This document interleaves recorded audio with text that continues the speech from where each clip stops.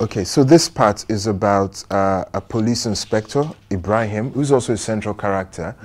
So actually, I think I have several protagonists because Ibrahim is just as important as Amaka and the rest of them.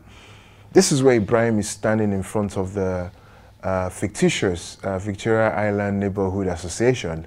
If there's such an association, you're not as bad as the people in the story, so I'm just putting that out there. It's not about you. So Inspector Ibrahim has been invited over to come and talk to the wealthy industrialists that make up the Victoria Island Neighborhood Association. And they've asked him to come and explain how a dead girl's body, mutilated, could have been discovered on their island, and it has soiled the very sanctity of their island, you know. And how could this happen? You know, do we not give you enough money, you know, bribe as a policeman to make sure that such atrocities that happen everywhere else are not brought onto our pristine island? And he has to now come, and even though he's not required to by law, by any form of duty, he has to come as a policeman to answer questions from these very wealthy people who can make or mar or destroy his career. And here he's been talking to them about this, and he gets challenged about it. And the way I could write this was to imagine myself a police inspector, trained, professional, having to stand in front of these people and talk to them about their own safety when I have a dead person whose murder I should be investigating. And I put myself in a situation, and I feel the temperature rising in myself. I feel my contempt for them. I feel the way I have to hide it. Very often when I'm writing, my face, you know, I've been told that, what are you doing? What are you thinking? Why is your face like that? And I realize I am putting on the face of the character as they're talking about it, as they're saying what they're saying, you know. So Ibrahim has been talking for a while, and then this happens. A young man, important young, a young man who had been listening with the intense look of someone really paying attention raised his hand. It was MD of a new bank that was doing very well on the stock exchange. How many ritual murders have the police solved in the past? The MD said. To my knowledge, not many, sir. Give me an estimate. Would you say 50, 40%?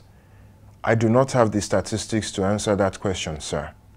Give me a ballpark, sir. Hazard a guess. Maybe 10%, sir. Or 5 or 1. Maybe. It seems to me that if the police are so inept at solving such crimes, it would be a criminal waste of your resources to try to solve this one. It seems to me that concentrating your resources on policing Victoria Island would be more efficient. Ibrahim understood what he was saying. He had spoken the minds of the rest of his neighbors. They didn't care what had happened to the girl. She was not one of them. They only cared that it had happened on their island. And in writing this, I just had to imagine, you know, I am him at that point, and I'm the one looking at these people and having thoughts in my head, having one conversation with my own conscience, but having to show a different face, you know. And that's the way I find it easy to write. I get to know my characters like they were human. What do you make of Nigerian literature, and how do you perceive Nigerians in terms of the way they respond to literature generally and Nigerian literature more specifically? Oh, this is an amazing question. I think recently we've had a cultural revival, you know, in our music. And I see it happening in book as well. You know, we're no longer trying to write books that are overtly literary.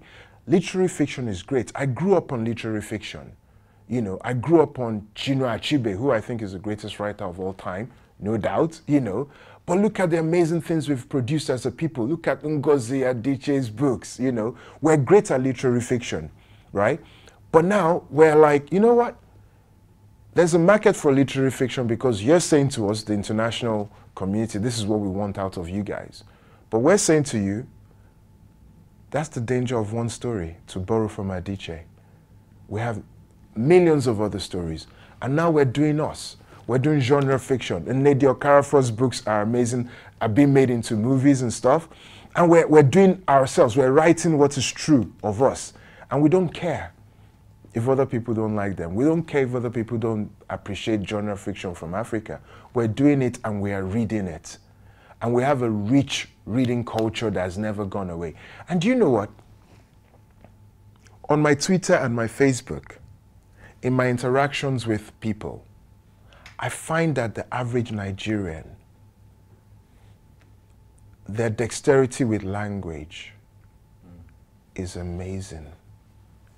In the jokes they tell on responses on comments in posts, in the kind of short snippets they come up with. As a writer, I'm like, whoa, I wish I could. I wish I came up with that and I could use it in a book.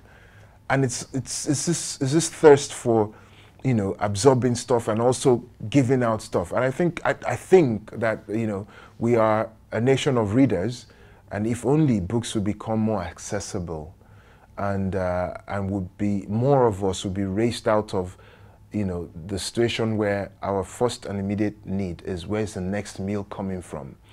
And at that point, when everybody's all right, when we're well fed and well catered for, when our bodies are being nourished and taken care of, we can then take care of the spirit of the soul, which is where literature, music, the fine arts, which is where they come in.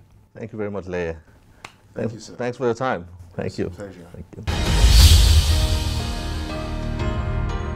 In our second segment, we'll be focusing on a remarkable 80-year-old adventurer, environmentalist, and author. Please stay tuned.